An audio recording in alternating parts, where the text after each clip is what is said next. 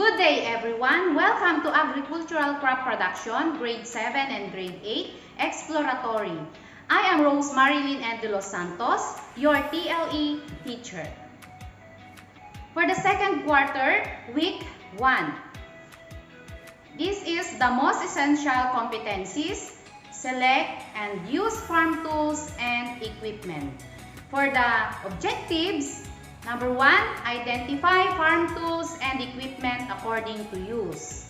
Number 2, give the functions, use of the different farm tools, equipment. And number 3, value the importance of the different farm tools and equipment. So before we go to our lesson, let's have the pre-test. Now students, let's take a pre-test. You're going to do this. Identify the statement. Choose your answer inside the box and write it in your TLE notebook. Okay, for number 1, which of the following is used for digging big holes and for digging out big stones and stumps? For number 2, it is used for digging canals, breaking hard topsoil, and for digging up stones and tree stumps. Okay, for number 3, it is used in removing trash, digging loose soil, moving soil from one place to another, and for mixing soil media. Number 4, it is used for cleaning the ground and leveling the topsoil. Okay, number 5, it is used for holding water, manure, and fertilizer. Okay, class, are you done? Let's find it. Let's check your answers. Okay, for number 1, the answer is crowbar. Number 2, the answer is pick mattock. Number 3, it is shovel. For number 4, rake. And lastly, for number 5, it is water pail. Don't worry class, it's only a preliminary test and it is not recorded. So let's move on. Okay class, take a look at these pictures. For the first pictures, second one, and the third one.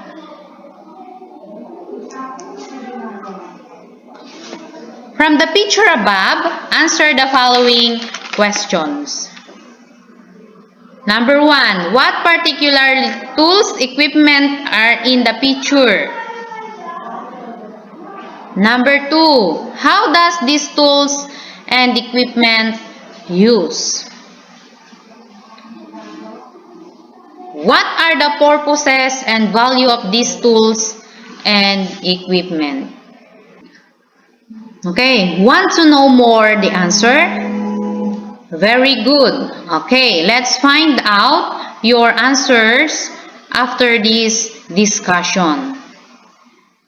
Let's see if you got the correct answers. Let us discuss the farm tools in agricultural crop production. Okay, farm tools, implements, and equipment play very important role in agricultural crop production. Their availability makes the work much easier and faster. However, even if one may have the most sophisticated tools and implements but does not know how to use them, they are useless. In order to do the crop production operation successfully, one must have a good working knowledge of the tools, implements, and equipment before using them. Okay, class. Before that, let us define first hand tool. So what do you mean by hand tools? Hand tools are usually light and are used without the help of animals or machines. They are being used in performing farm activities which involve small areas like school garden and home garden. Therefore, hand tools can be operated using our bare hands. So, gamit ang ating mga kamay, mapapagaan natin base sa function ng hand tools na ating ginagamit sa pagtatanim. Ginagamit natin ito sa mga small areas lang. Hindi pwedeng gamitin sa hekta-hektaryang lupain sa pagtatanim kasi mapapagod tayo pag gumamit tayo ng hand tools. Here are the examples of hand tools. First is bolo, or in other term, it is itak. Yan. So, yan ang example ng hand tools. So, what is the function of bolo or itak? Bolo is used for cutting tall grasses and weeds and chopping branches of trees. Ito ay pamputol ng matataas na damo, mga sanga na nakakasagabal sa ating pagtatanim. Okay, next is crowbar. Okay, so what is crowbar? Yan ang itsura ng crowbar. Crowbar is used for digging big holes and for digging out big stones and stumps. Okay. So, ginagamit natin ito panghukay at pangtanggal ng malalaking bato na nakakasagabal sa ating pagtataniman or even yung mga stumps. Ano ba yung mga stumps? Ano ang meaning ng stumps? So, it is the bottom parts of a tree left projecting from the ground after most of the trunk has fallen or been cut down. So, ito yun yung mga natitirang trunk ng puno kapag pinutol na natin. So, gamit ang crowbar, pwede natin itong tanggalin para hindi ito makasagabal sa ating pagtatanim. Okay, another one is the pick matok, or in other term is pickaxe. In Tagalog term, ito ay tinatawag na asarol o piko. What is the use of this pick matok? Pick matok is used for digging canals, breaking hard topsoil, and for digging up stones and tree stumps. So, ginagamit natin itong panghukay ng mga matitigas na lupa or even pantanggal din ng malalaking bato na nakakasagabal din sa ating mga taniman. Okay, next is the grub hoe. So, what is grub hoe? Grub hoe is used for breaking hard topsoil and pulverizing soil. Pulverizing means ito ay ginagamit natin para maging powderize at mabuhaghag ang ating soil dahil kailangan nating tanggalin ang mga buo-buong lupa or mga bato na maliliit sa ating pagtataniman para hindi ulit ito makasagabal sa ating pagtataniman. Okay, another one is spade. Spade is used for removing trash or soil, digging canals or ditches, and mixing soil media. So, yan ang itsura ng spade. So, in other term, flat shovel. Yan. Ginagamit natin ito na panghukay or pang-transfer din ng soil from one place to another or pang-mix ng soil media na ginagamit natin sa pagtatanim. Okay? Next one is shovel. Yan. Or it is the pointed shovel. Okay. So, shovel is used in removing trash, digging loose soil, moving soil from one place to another, and for mixing soil media. So, it is almost the same in the function of spade. Okay po? Ang pinagkaiba lang nila ay ang itsura dahil ang spade ay flat, ang pinakadulo, at ang pointed shovel, of course, from the word itself, pointed, yung dulo ng ating shovel. Okay, next, we have the rake. Yan ang itsura ng rake. Or ito yung tinatawag natin in Tagalog na kalaykay. Okay, so rake is used for cleaning the ground and leveling the topsoil. Okay? So, I hope familiar kayo dyan sa rake na yan. Okay, another is the spading fork. Yan, ang itsura ng spading fork. So, spading fork is used for loosening the soil, digging out root crops, and turning over the materials in a compost heap. So, para lang siyang tinidor, pero mahaba yung kanyang hawakan. Okay? Another, we have the light hoe. So, what is light hoe? Yan, ang itsura ng light hoe. So, it is used for loosening and leveling soil and digging out furrows for planting. Ito ay tinatawag na baby hoe or the baby grub hoe na tinatawag. Maliit lang po ito kasi handy lang ito. Okay po? So, loosening and leveling soil. The next one is the hand trowel or the hand shovel. Yan ang itsura ng hand trowel. Okay? So, anong gamit ng hand trowel? It is used for loosening the soil around the growing plants and putting a small amount of manure, fertilizer in the soil. So, kung mararapatin nating malaman kung ano ba ang function ng trowel, ginagamit natin to na panghukay. Kung hukayin natin yung ating paligid ng ating halaman para mabilis makapasok yung hangin doon sa ilalim ng lupa at para maging buhaghag rin ang lupa na pinagtataniman ng ating halaman. At kung mag-a-apply din tayo ng fertilizer sa ating mga halaman, so pwede na din natin gamitin itong trowel. Okay?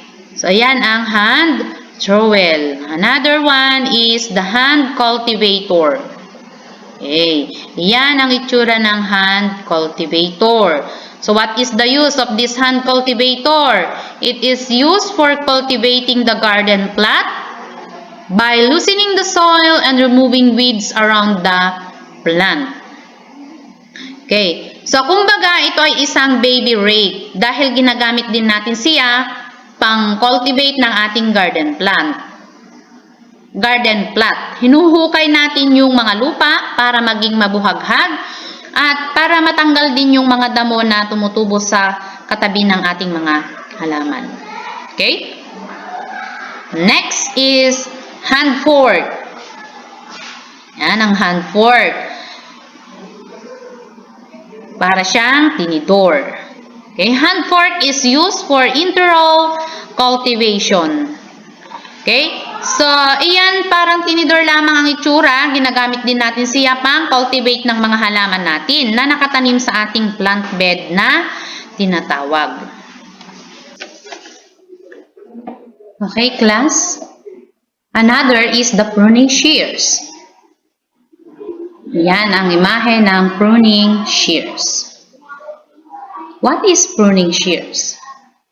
Pruning shears is for cutting branches of planting materials and unnecessary branches of plants.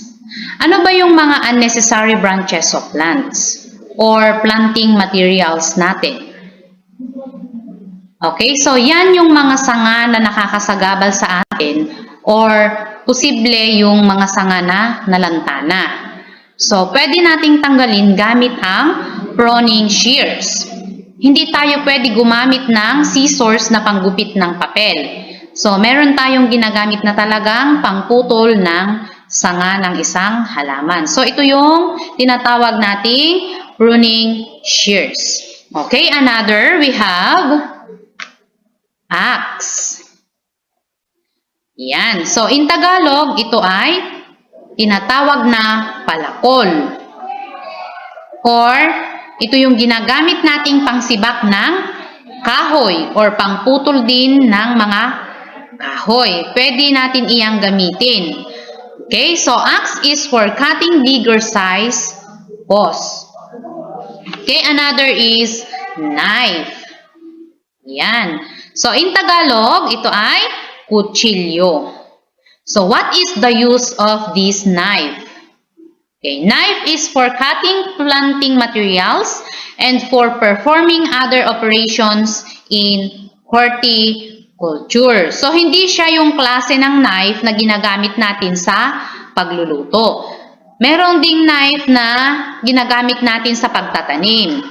Yan, ginagamit natin yan like sa marketing, grafting, sa cutting ng mga halaman.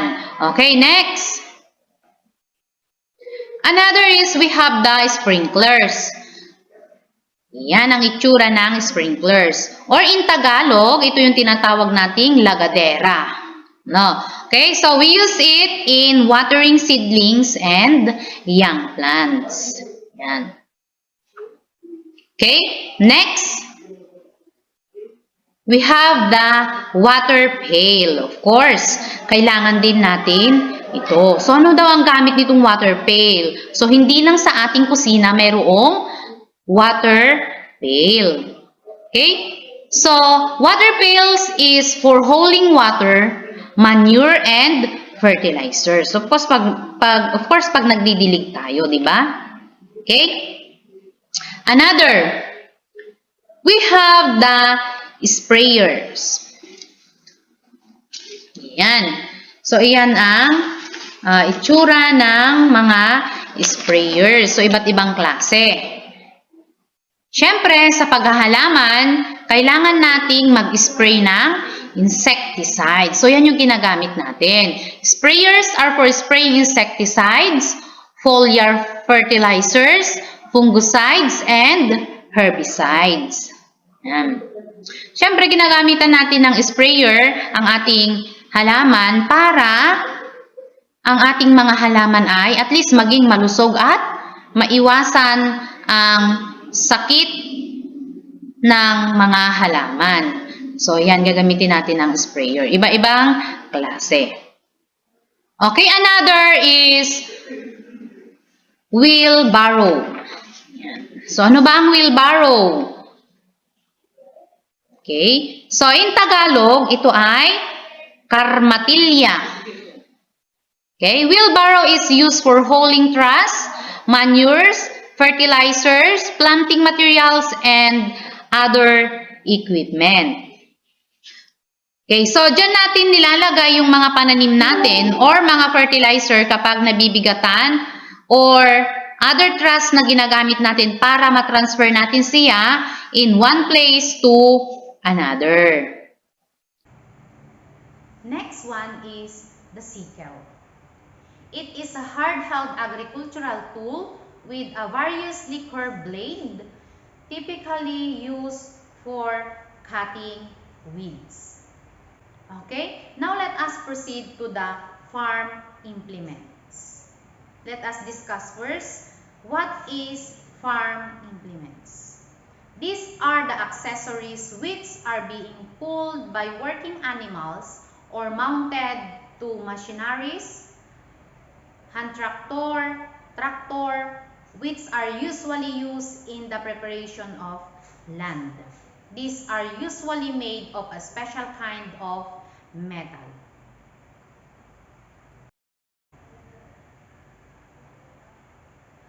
Okay, here are the examples of our farm implements. First is the plows. These are the farm implements either pulled by a working animal or a tractor. The plow is specifically used for tilling large areas, making furrows, and inter-row cultivation. Plows pulled by working animals are made of either a combination of metal and wood or pure metal. They are used to till areas with a shallower depth than that of these plows which are pulled by tractors. Here are the example. We have the native plow and the disc plow. Okay, here is the next implement. Next is the harrow. The native wooden harrow is made of wood with a metal pit and pulled by a carabao, while the disc harrow is made of metal mounted to a tractor. Harrows are used for tilling and pulverizing the soil. Here are the example of harrows. First is the native wooden harrow, and the second one is the disc harrow. Okay, so let's go to the farm equipment. So these are the machineries used in crop production. They are used in land preparation and transporting farm inputs and products. This equipment need a highly skilled operator to use. Okay, so ang farm equipment, it is need a highly skilled operator to use. Okay, dahil meron itong manufacturer's guide na kung saan ay sinusundan ng gagamit. Kaya dapat ikaw ay maalam sa mga bawat parte ng farm equipment. Kung hindi mo naman alam, mas maganda na pag-aralan mo muna ito bago ito gamitin sa paghahalaman. Okay, so we have an examples of farm equipment. First, we have the four-wheel tractor. So, ano ba ang four-wheel tractor? Okay, so four-wheel tractor is used to pull this plow and this harrow in preparing much bigger area of land. Okay, so yan siya. Okay, so ginagamit natin ito for preparing the area which is much bigger. Okay, another, we have the hand tractor. Okay, hand tractor is used to pull a plow and the harrow in preparing a large area. Ayan. So, kung yung four-wheel tractor ay much bigger area, ito naman daw ay large area. So, mas mainam na gamitin ang four-wheel tractor kapag mas malawak ang area, ano? Kaysa hand tractor. Although, malaking area na rin, pero pag mas malawak pa ay four-wheel tractor ang gagamitin natin. Okay? Another, we have the water pump. Okay. Water pumps are used to draw irrigation water from a source. Yan ang itsura ng water pump. Okay. Ginagamit natin yan kapag medyo malayo yung source ng tubig. No, para hindi tayo mahirapan. Okay, we have also the corn dehusker. So, ano naman ang gamit ng corn dehusker? So, iyan ay ginagamit natin para mabalatan yung ating mga corn. Para maihiwalay din yung mga butil-butil sa kanyang kinakapitan. Okay? Another, we have also the rice harvester. So, pag aani din naman tayo, iyan ay ating ginagamit sa malalaking taniman ng palay. Okay? So, iba-iba ang mga rice harvester. may pang malawakan at meron din naman yung hindi ganun kalawak na taniman. Okay? So, another is we have the treasure. Okay? So, dyan nilalagay natin yung mga palay para maihiwalay natin yung mga dahon sa mismong butil ng palay. Okay? So, I hope you learn from my discussion. Okay? So, let us check what have you learned to our lesson for today. So, what are you going to do is to identify what particular tools equipment is being defined and connect it with the picture. Okay, are you ready? Okay, for number 1, it is used for cutting tall grasses and weeds and chopping branches of trees. Number 2, it is for cutting branches of planting materials and unnecessary branches of plants. Number 3, it is used for hauling trash, manures, fertilizers, planting materials, and other equipment. And for number 4, it is made of metal mounted to a tractor used for tilling and pulverizing the soil. And last, number 5, it is used for inter-row cultivation.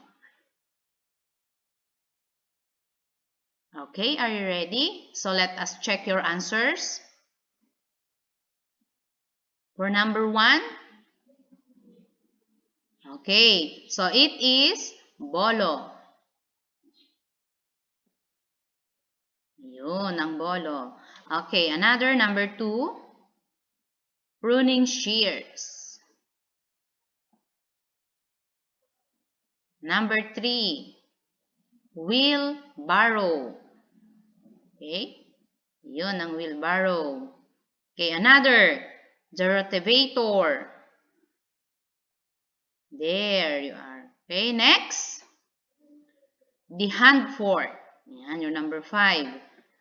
Ayun ang hand fork. Okay, that's great. Very good. Okay, so another activity, in your own words, give the importance of farm tools and equipment in crop production. Okay, so you will write it in your notebook or in your journal. Okay, so for me, farm tools, implements, and equipment play a very important role in agricultural crop production. Their availability makes the work much easier and faster. However, even if one may have the most sophisticated tools and implements, but does not know how to use them, they are useless. In order to do crop production operations successfully, one must have a good working knowledge of the tools, implements, and equipment before using them. Okay, now class, it's your turn.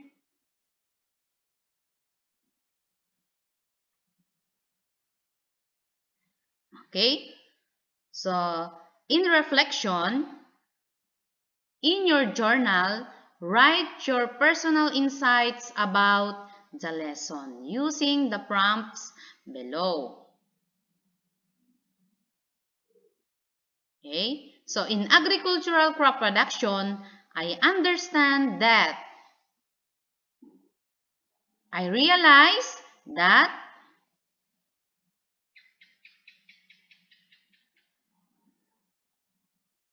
okay, so are you done, class?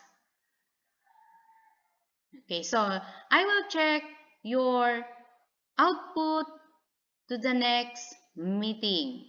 So for now, that's all for today. And thank you for your listening. Keep safe, everyone. God bless us all. See you next time.